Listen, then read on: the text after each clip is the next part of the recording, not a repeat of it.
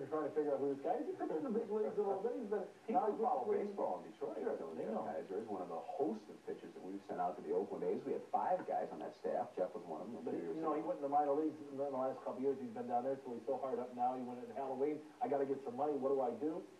He goes as the one-armed bandit. He goes as Bud. I heard about this. Now, what happened there?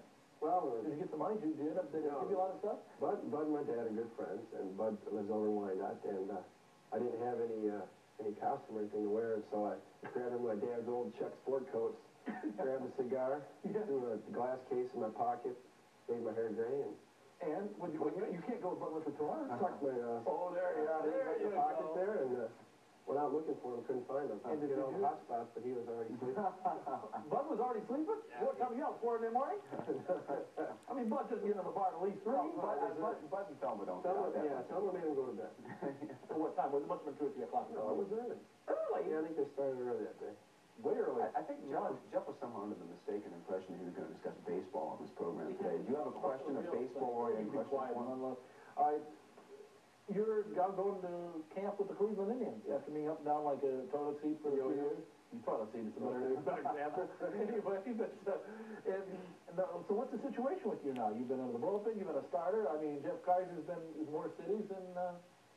Yeah, I've been around a little bit and made my travels, but this year I got up for a little bit with Cleveland, and they made a trade for Bud Black, and I was the odd man out and got that was Bud Black. I went to trade. Shipped back to Colorado Springs, and this is the first year I've pitched strictly in relief, and I think I've made the adjustment to pick up a split finger fastball that really helped me a lot, and my strikeout to innings pitch ratio was right about 1 this year. Near 1. 1 per 9 innings, or 1 per inning? 1 an inning. 1 an inning. That's better. Okay, that's but you know, and Bud Black filed for free agency this year, and as we know, the relief pitching last year was not as strong as they had hoped it to be. So I also did a pretty good job. Oh, he is fantastic, but you have to realize also that they came close to releasing Doug Gill at the spring training. And, which would be par for the course for that organization. He did a great job, but I believe there's some spots open. I'm just hoping to earn one. Well, they keep talking about left-handed relief pitching being such a commodity in the big leagues. This guy Daly, they've been writing about him lately, had a real mediocre season, going to get a lot of money this year. $4 million. Ken Daly. Yeah. So we're not talking. There's got to be a spot for you. I mean, certainly in Cleveland, wouldn't you think? I would hope so. I think that I showed the organization that I could do the job in relief. And last year they had Danny Schatzeder, paid him a lot of money, and I didn't think they really handled the bullpen that well. He pitched the guys early in the season. He pitched with you in the minor leagues?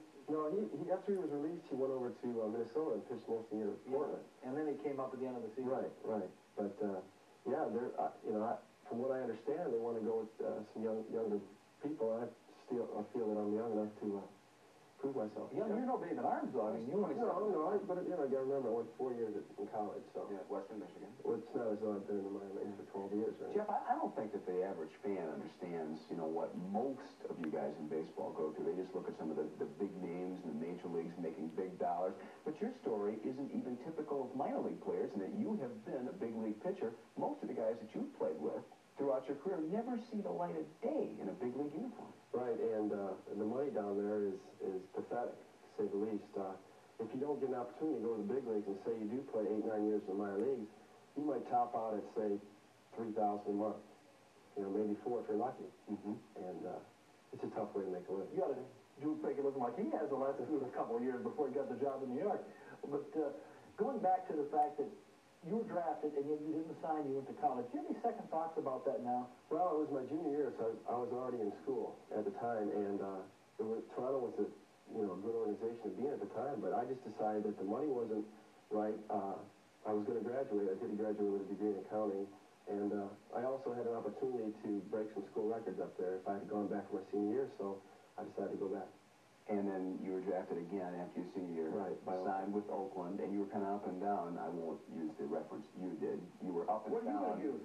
Let's face it, you're not exactly Mr. Nice Guy. He was nearly up and down with Oakland for 2 or 3 years. Were you disappointed that things didn't work out there?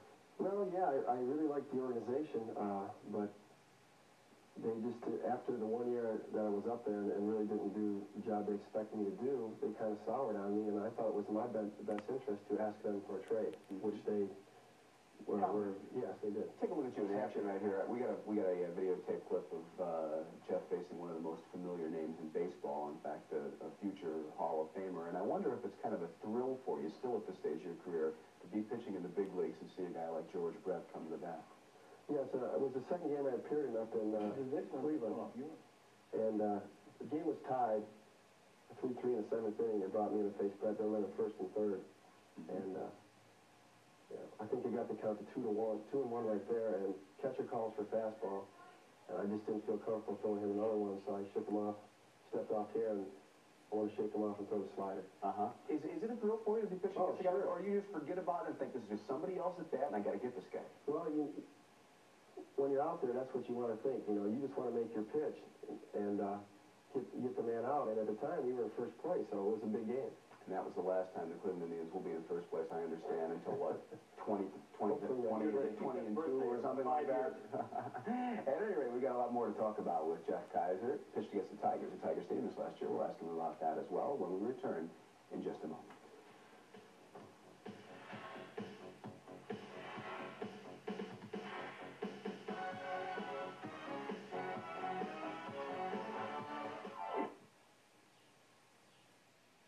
A lot of different teams. That's not true. A lot of them with Cleveland and Oakland. We're talking about minor league teams. I see. The whole bunch Most guys do play a lot of minor league. Because he's there, you're from downriver, and you decided to stay downriver. Is that a necessity? Because the fact that you're in the minor leagues, you can only afford a house in Trenton, as opposed to West Bloomfield or something like that? I don't know. Some people might be angry if we say that. Let it be angry. Well, a lot of people. Last week we lost our Hamtramck affiliate when Cameron took a shot at them. Then we lost 6 other affiliates when Cameron used obscenity on the air, and now you just blown off our United affiliate downriver, haven't you? People down. Oh, thank you, Ronnie. Good. However, the property value downriver is not There are what you some call. nice areas down there. I'm sure Jeff lives in one. I'm sure. Bud's down in Wyandotte now. You'll be up in arms when I talk about like that. Then. But the fact that if you live in Trenton as opposed to West Bloomfield, because of the fact that maybe the salary isn't what it would. No, I don't. If you were making the big bucks, say you're like Royal Hershiser right now, where would you be living? Probably living still in Trenton. I'm from the downriver, grew up there. I like the area, I like the people there. You know, they're down to earth people. They're good. They're down to earth people, are you disappointed that you're not with the Tigers? Well, I wouldn't mind an opportunity sometime along the line to. Play in the city, but as of right now, I think the best opportunity I have is with Cleveland. And I'm happy to be where I am. And yet I know it was a thrill for you. You were up in Detroit last year, and they brought you in to face 2 hitters, right. Whitaker and Morrison. And Jim Morrison. They released Morrison the next day, so I knew I was in trouble. Yeah, and they sent you down in the minor leagues that trip. But again, Whitaker took the month off and wouldn't do the hangnail or something right after that. Was that your biggest thrill in baseball? Playing in Tiger Stadium? Or you had your leagues there before with Oakland? Several times in there. That's been the biggest thrill for you? And it's a great thrill. I think just getting on the field, looking up and seeing your friends and family, as opposed to sitting in the stands and watching it. It's a great thrill. And a strange feeling to have all the local Detroit natives booing you, right? And hoping that the Tigers beat your brains out. Right. Why is the downriver area so successful in producing baseball players? Paul Ossenmacher went to high school with you. And, of course, we just had Steve Avery from Taylor on the program a couple weeks ago there. I mean, a lot of baseball players, left-handed pitchers. Yeah. I think if you look back through the years, they've had some good ball players years back, and it's just the type of people that are down there. They're hungry, they're in the sport, they enjoy it, and we were young, we come home from school and go play 6 hours in the ballpark, and just go. Paul, you talk about almost got released. Let's look at last spring training for Paul Ossenmacher. He couldn't get anybody out in the spring, and then he came up with after a bad year in '87. Yeah, he had a real But in '88, he had an excellent year. He's a good pitcher, and he's got a great breaking ball. Left-handed pitchers, though, it seems like they hang on to left-handed pitchers longer and things like that. They get more of an opportunity to write. Why is that? Well, there's just not that many around. And if you can, the left-handed hitters don't see that many left-handed pitchers. So if you can throw the ball over the plate. Especially if you like you throw 95 miles an hour. I wish I did. I would be. What do you throw? I'll probably throw in mid-to-upper 80s. At times, I might get near 90. Which is an average big league fastball. Right, it's nothing outstanding. You got good control, and a lot of guys, left-handed pitchers with talent like that, have had much, much more success as a starter. Why won't they make you a starting pitcher? Right. I started up until '85 when I made Oakland's team, and they moved me to the bullpen, and from then on, I just strong up as a starter. You don't know? No. I've had great success as a starter. At the time, we did not have a left-handed reliever, so they said, okay, you're the left-handed reliever.